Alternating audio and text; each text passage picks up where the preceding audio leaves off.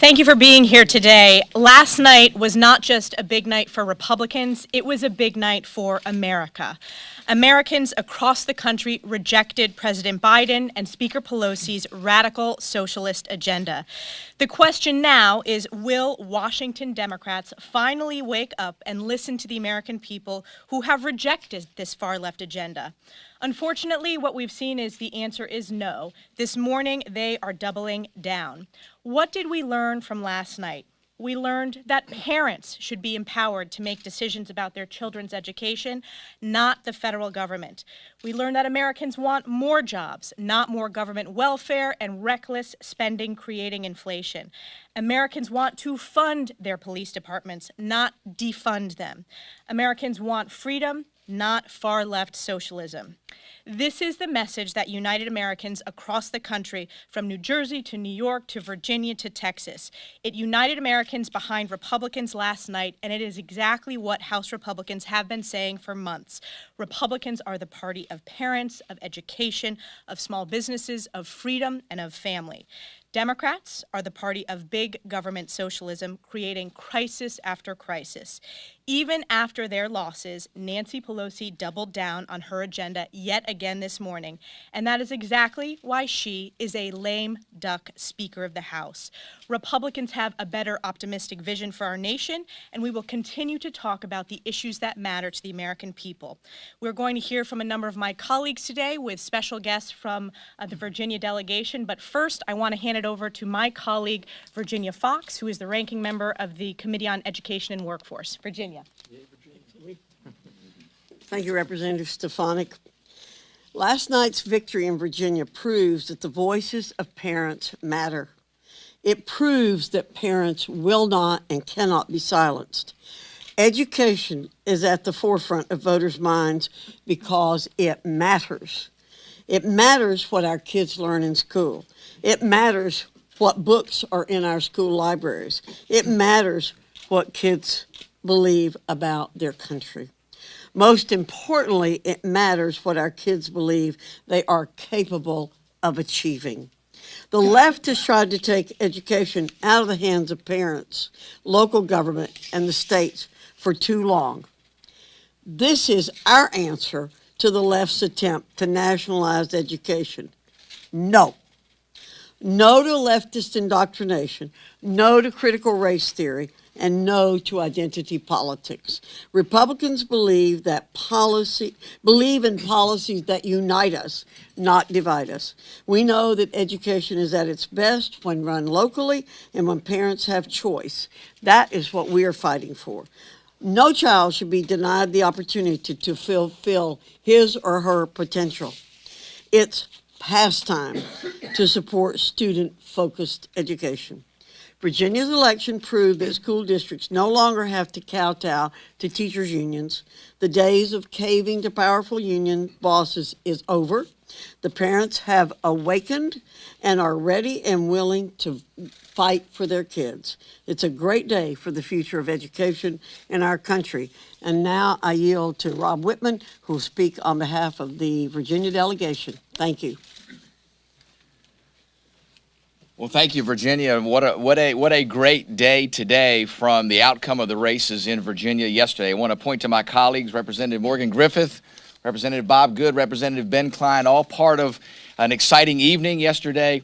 Very historic.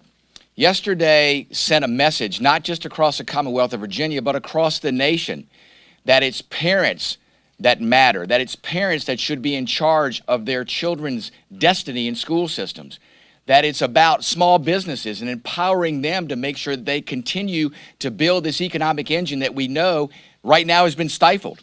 We know, too, that yesterday was about empowering communities to work with police departments to make sure they have the resources necessary to make our communities safer. Yesterday was historic, too. We have the first black female elected to statewide office in our new Lieutenant Governor, Winsome Sears. We have the first Latino elected to statewide elected office in our new Attorney General, Jason Miyares. And we have a new majority in the Virginia House of Delegates. A new day that speaks volumes about empowering people, not government, about putting things back into our local communities where they need to be, where they should be, not in the hands of Washington, not in the hands of Richmond. This really is, I think, a watershed moment that folks across the nation can look to and say, let's take our Commonwealth back here in Virginia, but other states will stay the same. Let's take our nation back. Let's empower the people that we know are the owners of the government, the people across our great nation, and in yesterday in Virginia, across our great Commonwealth. And now I'd like to turn the floor over to my colleague, Congressman Tony Gonzalez from the great state of Texas. Lots of smiles on our side of the aisle today. It's a great day to be an American. It's a great day to be a Texan. You know, last night, all 8 constitutional amendments passed in Texas. That was historical. Also historical, we flipped a seat, the Republican Party flipped a seat that is predominantly Hispanic and hadn't been flipped in a very long time. What does that show? It shows that Americans have had enough with these socialist policies, these Biden socialist policies. In particular, this failed border amnesty proposal is dead on arrival, right? What it also showed is, it showed that people like RNC Chairwoman Ronna McDaniel, who invested in these Hispanic outreach centers in San Antonio, make a difference. It's how we win elections. We won the election for 2 reasons. One, Americans have had enough of this administration, from the House to the White House. 2, people like Janie and Frank Fonseca, who live in inner city San Antonio, that go out and door knock and help candidates win at all different levels. We need more people. The Republican Party needs more people like Janie and Frank if we're going to take back the House. Now I'd like to turn it over to my good friend, Julia Letlow from Louisiana. Thank you, Congressman. As a single mom of 2, a former educator, and a concerned American, education is a topic that is near and dear to my heart. It is no secret that our nation faces tremendous challenges in education. And during the pandemic this last year, many of us joined our children in the virtual classroom and found ourselves concerned with the curriculum we witnessed. The other side's proposed solutions to nationalize the curriculum and push a one-size-fits-all approach to education has proven to fail time and time again and is clearly not the answer. As Republicans, we believe that education is a true partnership between parents and the learning environment that works best for their children. We don't think that the relationship between a family and educators needs to be adversarial. We want schools to work hand in hand with families, bringing new ideas and innovations to the table that will truly put our students first. The Commonwealth of Virginia spoke loudly and clearly last night, and they agree with us. I think the problems we have with the other side's education proposals are indicative of many of the larger issues. The other side wants to shut parents out and have government do the job. That simply doesn't work because these are our children, not the government's. Parents should not have a curriculum forced on their children or fear indoctrination by a federal agenda. Instead, they should be able to choose one that fits with their beliefs and their values. Thank you, and I'd like to turn it over to my esteemed colleague from Louisiana, Republican Whip Steve Scalise. Thank you, Julia, and for all my colleagues for being here. I first want to congratulate Governor-elect Youngkin for running such an impressive campaign. And it was a campaign that was focused on optimism. It was a campaign that was focused on empowering parents to take back their state, to take back the ability to have control over their kids' education from the very union bosses who are trying to keep kids out of school, who are trying to keep parents out of school board meetings. That kind of big government socialism was rejected overwhelmingly by the voters last night in Virginia. And also, big government socialism was rejected in a number of other states. New York, you saw record numbers of Republicans getting elected to school boards, where parents are getting more and more engaged at the local level, concerned about things like critical race theory being rammed down their kids' throats, trying to teach hatred of America. That is un-American, and that was rejected last night. Something else that was rejected last night was the Democrats' radical, crazy defund the police movement, overwhelmingly rejected by voters in states like Minnesota. It was so encouraging to see people take their government back. And that's what you saw last night. And yet here in Washington, the same big government socialists who were rejected in states like Virginia are doubling down on their failed policies. Joe Biden and Nancy Pelosi did not get the message from what happened last night. Now, maybe more of their members will look in the mirror and say, I don't want to be the next Terry McAuliffe. But if they keep voting for big government socialism, they're going to go the same way as Terry McAuliffe. Because if you look at a state like Virginia, it was a D+10 if you think about Cook ratings. That means a D+10 state became an R+2 state. That's a 12-point swing, which means there are districts all across the country that are represented right now by Democrats in at least D+5, 6, 7, even D+10 districts that have to be looking in the mirror going, am I going to keep voting for this big government socialism? And I think they're going to have a reckoning that it's time to start working with Republicans on solutions that actually address crises and problems that families are facing. This majority, led by Speaker Pelosi, has not brought up a bill in over a month to address any of the crises families are facing, like inflation, like high gas prices, like the border crisis. Their answer is actually to go the opposite direction. They want to tax people more so that they can give out $450,000 checks to people who come here illegally. People are rejecting those kind of radical ideas. And I'll tell you, as Republicans are focused on this common sense agenda to get this country back on track, to work with those parents who want to take their schools back, our leader has been leading that charge to lay out that bold vision, meeting with parents, meeting with families, talking about an agenda that actually helps the hardworking families who are struggling today under the weight of President Biden and Speaker Pelosi's failed agenda. And he was very involved in the victory, helping the Youngkin campaign, our leader, Kevin McCarthy. Thank you, Steve. Yeah, what is that? It's my water. Oh. I thought somebody left it. Good afternoon. Oh, what a night it was. And it was a night just not about Virginia. It was a night about America.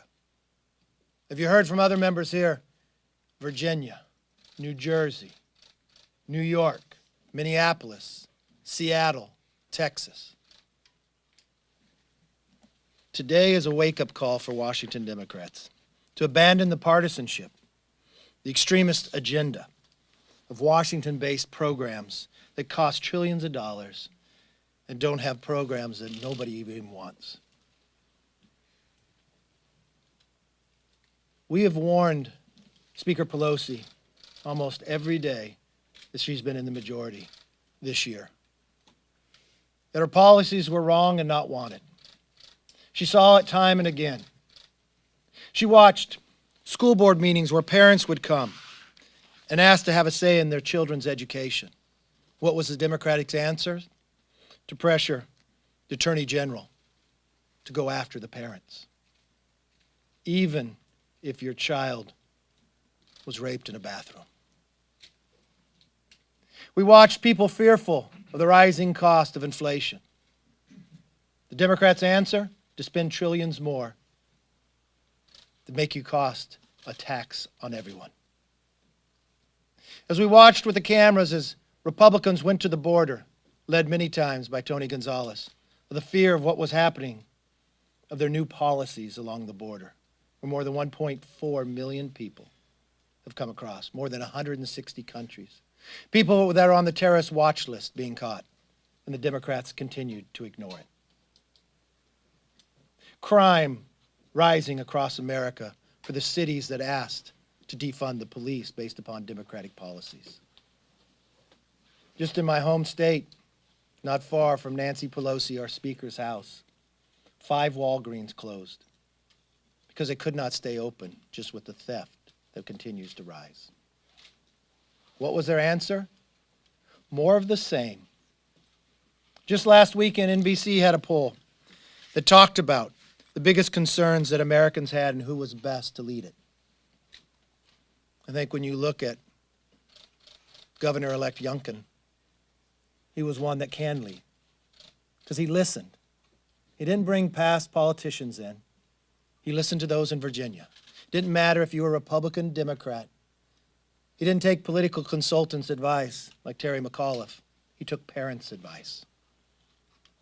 On his closing night, he talked about reforming the DMV, regardless of what party or who you are, but if you live in Virginia, they're going to answer the phone and ask how they can help. There's a fundamental belief as Americans that parents should have a say in their children's education. They should be able to know what the curriculum is. And the one thing that we have found time and again, the Democrats believe that not to be true. When I came in today, I expected maybe they'd have a change of heart. They're doubling down with a new promise to vote again on all the things that an election last night told them not to. And when you think about it, in Virginia, a Republican governor was elected after 13 consecutive statewide election losses to Democrats. But just a year ago, President Biden won by more than 10 points. And as you heard, the new Republican lieutenant governor breaking ceilings. In New Jersey, Democrats are underperforming even worse, by more than 15 points. It's not just in the governor's race, which many of you did not follow or cover. The Senate Democrat president lost to a Republican who spent less than $200 on a campaign. Now, what I would take from that is policy matters. In San Antonio, as Tony talked about, it's not the first time you took a seat that was 73% Hispanic and Republican won. Tony has led that charge. But a state house seat that is 73% Hispanic, but carried by Joe Biden by 14 points, flipped to a Republican. In Seattle, Washington, clear across the country, yes, you heard that right, Ann Davison, a Republican, is winning a race for city attorney. How many nights has there been a riot in Seattle, Washington? She's poised to be the first woman in that role and Republican in 32 years. All those elections, and also something else happened last night. We grew our conference one more. We're now 213. It only takes 218 to be a majority, with Mike Carey winning in Ohio 15. I don't believe these races are just about Republicans. What it's about is failed policies the Democrats continue to push. I'm not sure what the speaker will do. I know we're on break next week and she's off to another European trip. I think that would make 3 in 3 months. If I was a Democrat today, the one thing I would sincerely know, there's going to be a lot of retirements, either before the election or in 370 days. If you do not change course, if you do not start listening to the public, if you do not understand the policies you are pushing or making prices more expensive, will be our most expensive Thanksgiving ever, that the gas and the price of gasoline is higher than we've watched in 7 years, and the answer from your party is begging OPEC to produce more instead of America solving their own problems. A border that's unsecure, with no attention, trillions of dollars you want to push with no money there to secure the border. And your education policy is to push the Attorney General to investigate parents. If you didn't know that was failed by the polling, if you didn't know that was a problem by the calls of Americans to your office, you should have woken up after last night, because it wasn't just in Virginia. It was in New Jersey, it was in Minneapolis, it was in Texas, and it was in Seattle. The one thing I will tell you is Republicans, listen. We hear you. We know the places that we can improve, and we make this promise to you. We will soon unroll a Parents' Bill of Rights. It doesn't matter your wealth, the color of your skin. Once you have a child, it is no longer what you become. It is now what opportunity your children will have. You have a right to know what's being taught in the school. You have a right to participate. Education is the great equalizer. We're all created equal, and we're going to make sure we make that happen across this country. With that, let's open it up for questions. Yes, ma'am. What role do you think Donald Trump played in last night's election results? This morning, the former president was on a conservative radio and said, he was responsible for the win. He took credit for the win in Virginia. But Youngkin kept Donald Trump at arm's length and focused on policy and not on Donald Trump. So, what's your assessment of the role that Trump played, if any? My first was, I guess I can't be surprised the morning after Republicans win across the nation, the media wants to try to find division. I watched a Republican Party more united, more people joining it, based upon policy. Policy matters. And I think when you saw the last 10 months, the policy of the Democrats, I think people were open to trying to find something much better. And they've had that experience under a Republican majority and with President Trump in there. But I don't think after winning all these races, that's the question that would come before us. I think that's just another political ploy. Yeah. Senator McCarthy, I know that you're saying that it's about the policy, but it's also about who's So a talking. second question about Trump. Well, it's about who's talking about the policy, Okay. and he wasn't there in Virginia talking about it. So is it a sign that he's not essential for Republicans to win? You don't necessarily need him to have a successful night. I don't know. Have you ever run for office? No. Okay, so your question is about Trump after we just held an election where inflation is higher than we've ever been apart. We have a president that shuts down a pipeline with American jobs losing more than 1 million, but allows Putin to produce 1. Where Putin is now bringing his own military to the border of Ukraine. We watched this president change by executive orders the border, where we're insecure, or the security is gone. We've watched parents come to school board meetings craving to have input. A father getting arrested when his daughter was molested in a bathroom. We watched Republican after Republican, one who only spent $200 to take down a sitting president of the Senate. This is about policy. This is about a united party. This isn't about division. And I don't agree with your question to start out with. I mean, to me, if there's anything the press should learn, you should learn from Terry McAuliffe. All he talked about was Trump as well. McCarthy, you say that policy matters, yet most of the things that you have talked about and your colleagues here have been about devolution, importance of local school boards, the DMV. So what does that have to do with Washington? How can Washington Republicans champion these things if what you're talking about are things at the local level, which is what you're... All politics are local, but who was in Washington defending the parents? Who was in Washington questioning the Attorney General? Who was in Washington asking him to rescind going after the parents when we found out it was one letter from one organization, and they actually apologized after that hearing? Who has been in Washington saying, don't defund the police? Who's been offering the legislation? So yeah, it's local politics, but you know what? We're all elected locally. So we bring those policies here because we listen to our constituents. There is a contrast between Republicans and Democrats. There is a difference of belief. And I think that displayed pretty greatly in the election last night. Yes? The issue of education is going to be a top priority, top issue that you're going to be talking about heading into the midterms? Oh, I think education is always a top priority, but I think the one thing you will find is the Republican Party will be the party of education. Is that something that has been highlighted to you and something that you've learned from Youngkin and his playbook? Have you spent any time with Virginia Fox or Elise or Congresswoman Letlow? Do you know what their life has been and what they experienced? This isn't the first time we've been fighting and talking about education, right? Right.